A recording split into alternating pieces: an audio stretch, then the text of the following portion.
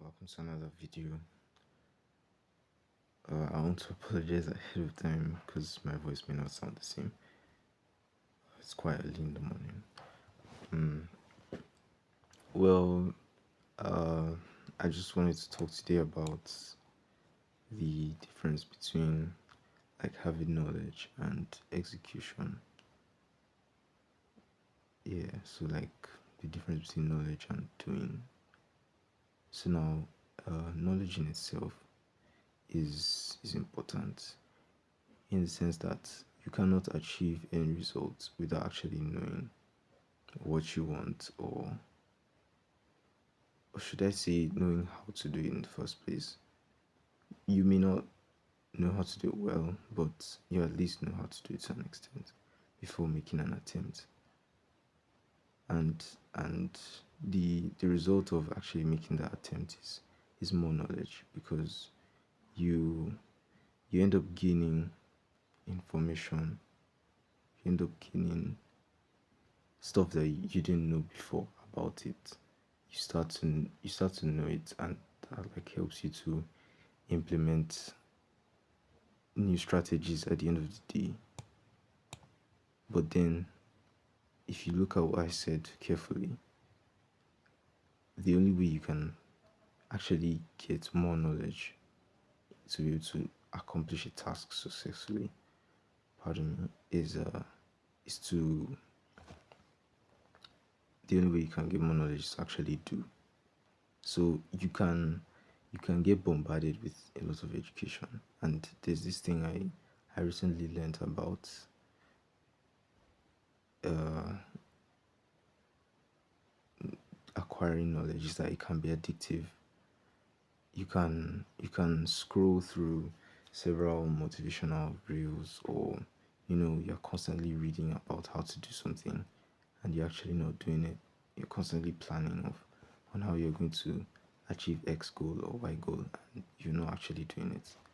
That's that's actually what I see as like getting addicted to knowledge, because the rush of like the potential is crazy, and your brain doesn't see it as you're not doing the work. It's just seeing it as, oh, I'm getting this hit of dopamine from just knowing how to do it.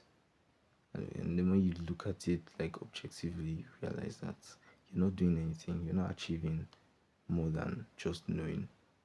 And the limitation is that you only know what could have been, and you can never know what really is.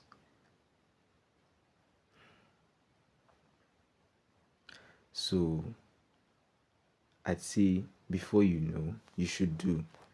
Knowing a little bit is helpful, but if you're knowing, or if knowing is going to cause you to not do anything, then it's even better off that you don't know.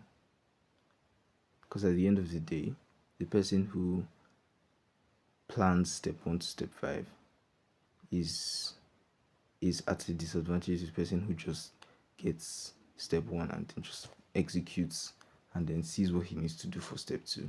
Does he need to correct? Does he need to change? But like, as I listened to a guy, Frank, on Instagram, he said that the second person is better because the first one plans step 1 to step 5, and at the end of the day, you see that if step 1 doesn't work, is step 1 to step 5, or step 2 to step 5, pardon, is ruined. Because if you plan them in a chronological order and they are dependent on themselves for success, you can't have step 2 without step 1. So step 1 must work. And in this current world we live in, it's full of probabilities. You can't be 100% guaranteed that anything is going to work. So at the end of the day, you're just trying to put yourself on the more probable side, and that's it. So you've got to understand that, in the sense that you're working with probabilities.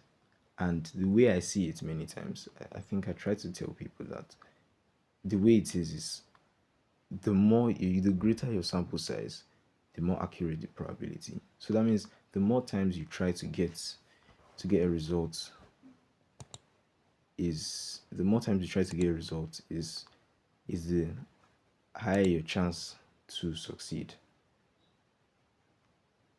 The more times you try to get results, the higher your accuracy of your experiment. So for instance, now if you're being told that, let's say your trading strategy has a I'd say maybe 70% win rate.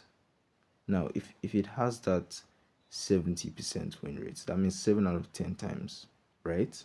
But unfortunately or fortunately, you don't you can't guarantee that it's going to be actually 7 out of 10 times. It could be that that first 10 times you tried, you get nothing. But then if you decide that, oh, it doesn't work, and you hop onto something else, or you just don't continue, you never see the probabilities play out. I'm just using that to state an example of how execution brings you the results you desire. So far as you know the process is correct, just go ahead. Okay, I want to start a business. Find out about what you want. Find out about what you want to start selling and start selling it. Don't get obsessed with the details, because that will happen later. You will get to experience the details. You get to see the details.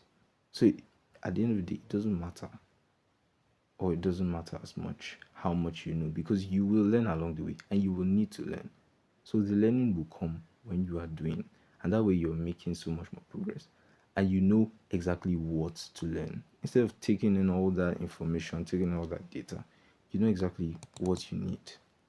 You know, oh, for instance, if I'm making bread as a business and I learn how to make bread from 100 websites, I can know the perfect recipe for bread. But what if my oven has this issue where the temperature it displays is not the temperature that's being used? The bread is going to get messed up. And then I won't know what the problem is, because I don't know what the temperature is inside the oven. Because I decided to put a thermometer. But when you start and you just follow one recipe that you feel is correct, you bake the bread, you see it doesn't turn out well. The next thing you do is you research what caused the bread to not turn out well. And that means that you are learning from your experience, and that is the best way to move forward, learning from experience, because you're progressing and you're learning at the same time. In fact, it's an ultimate hack, honestly, in my opinion, because you could learn anything right now. You could learn anything anywhere because of the way the internet is. But learning and doing, or learning while doing, is always the best, in my opinion. Oh, I'm this turning to a rant. Anyway, this is Zenith Bank stock. I've actually been following Nigerian stocks for a while now. Just decided to post it today. Uh, I've gotten several recommendations from my brokers about this stock. I think they supported it at around 60, 64, and towards the end of last week, we saw a good close around 60, 60. Okay, pardon me, they supported around 60, 64. Yeah, I was right. Then we saw a good close around 62. Yeah, that was the low of the week. I think I was, oh wow, okay, we never got to 62 last week. But yeah, I did see that the stock dropped lower after the recommendation towards the end of the week.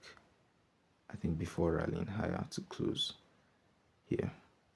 So I believe with this special candle formation, so people call it CRT, see it's into a weekly gap.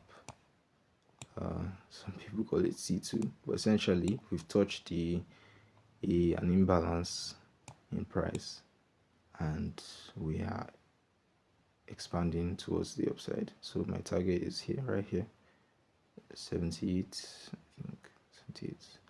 And at the current price, we definitely would probably get retracement in the beginning of next week. You could get a more than 10% gain on this stock. I think I'd buy this. I think, let's see how many units. I'd buy 1,000 of these on my demo, and I'd post the results when we get to this price, or if we don't get to this price, I'd post the results anyway. Yeah, but that's it for this video. Thanks for watching. Thank you for sitting through this rant. uh if you like to see this content, subscribe for more. I promise from now on I'll be on a more consistent schedule. You expect at least 2 videos every week, and they'd be more focused on these things that I'm saying more than the technicals. Yeah, and whatever thing I'm going through, I'd always just try to put it out there, because I want this channel to be like something that my younger self would have needed to see during his early trading days. And I think that's what I just do, because that's the kind of information I want to put out. That's the kind of content I want to put out to help people who are just getting into this game, you know. All right, thank you. That's it.